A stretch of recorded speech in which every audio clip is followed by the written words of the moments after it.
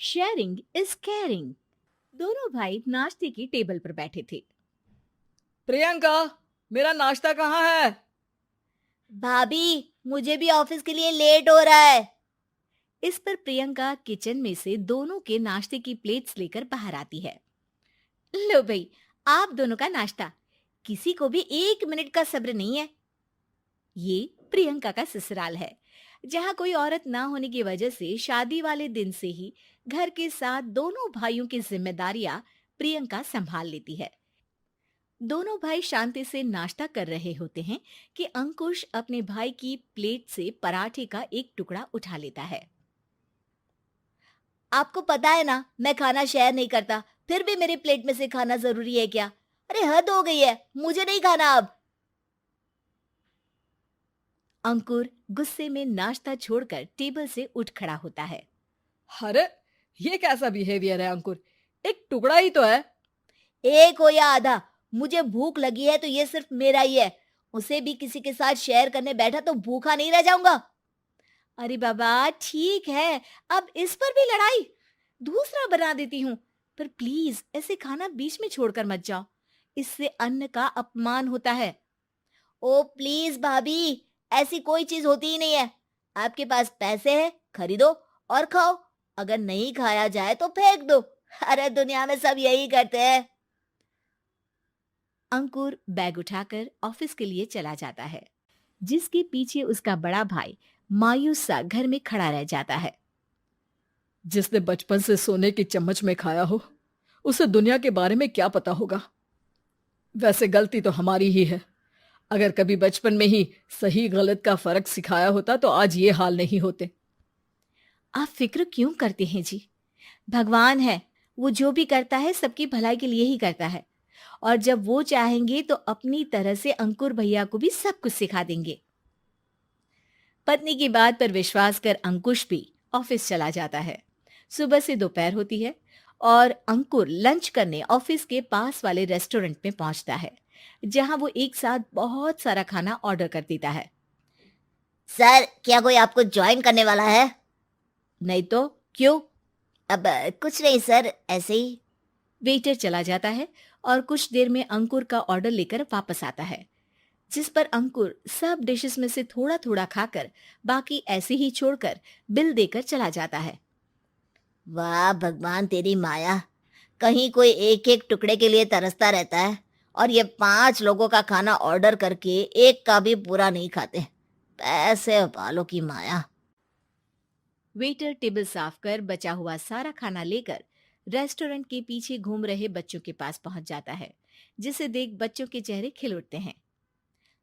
वाह, आज इतना सारा खाना आया। थैंक यू भैया। भगवान आपको खाने की फैक्ट्री बना दे। अगर ये फैक्ट्री मेरी होती तो तुम लोगों को कभी किसी का झूठा बचा हुआ खाना नहीं खाना पड़ता। चलो तुम लोग खाओ, पर ध्यान रखो किसी को पता ना चले, नहीं तो मेरी नौकरी चली जाएगी। इसी के साथ दिन बीतता है और रात को दोनों भाई एक साथ घर पहुंचते हैं। कुछ देर में सब डिनर करने बैठते हैं, जहां अंकुश अंकुर को समझाने की कोशिश करता है। अंकुर, अगर हमें लाइफ में सब कुछ मिला है, इसका ये मतलब नहीं कि तुम उसका गलत फायदा उठाओ, बल्कि तुम्हें उसकी मदद से दूसरों को भी मदद करनी चाहिए। भैया, जिनके पास नहीं है उनकी वजह मैं तो नहीं ना। और ऐसे बहुत लोग हैं जिनके पास सब कुछ है। इसलिए अगर मैं एक इंसान कुछ नहीं करूंगा तो कोई फर्क नहीं पड़ने वाला।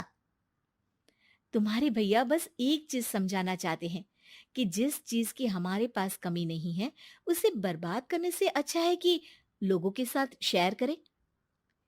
इससे हम सिर्फ सामान नहीं, खुशियां भी बांटते हैं, और इसमें तुम्हारा ज्यादा कुछ तो जाएगा नहीं। भैया भाभी की बात सुन अंकुर कुछ बोले बिना उठकर चला जाता है। इसी तरह दिन बीतते रहते हैं, जिसमें अंकुश और प्रियंका कोशिश तो बहुत करते हैं, पर अंकुर पर किसी भी चीज का कोई असर नहीं पड़ता। एक दोपहर अंकुर सैंडविच खाते हुए सड़क के किनारे चल रहा होता है। तभी उसकी नजर आइसक्रीम वाले पर पड़ती है और वो सैंडविच सड़क किनारे फेंक आइसक्रीम खरीदने पहुंच जाता है।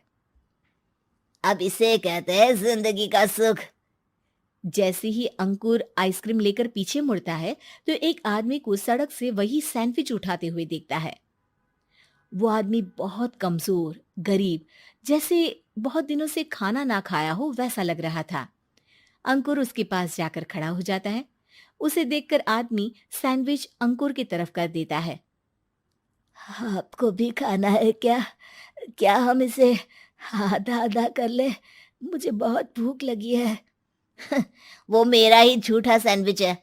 तुम दूसरा खरीद कर क्यों नहीं खा लेते? इसे क्यों खा रहे हो? अरे भैया, अगर खरीदने के पैसे होते तो 4 दिन से भूखा नहीं घूम रहा होता। हैं? क्या? तुमने 4 दिन से कुछ नहीं खाया, फिर भी इस आधे सैंडविच को मेरे साथ बांटने के लिए तैयार हो गए? क्यों? अरे भैया, पैसा नहीं है तो क्या हुआ, इंसानियत आज भी उतनी महंगी नहीं हुई, और ना ही उस पर अमीर गरीब का टैग लगा है जो हम उसे रख ना सके। पर अफसोस, आजकल लोगों के अंदर पोषण, खून या विटामिन से ज्यादा इंसानियत की कमी होने लगी है। आदमी की बातों से अंकुर को समझ में आ जाता है कि वो आज तक कितना गलत काम करता आ रहा था। इसके बाद से वो अपनी किसी के साथ शेयर नहीं करने और खाने को बर्बाद करने वाली आदत को छोड़ देता है।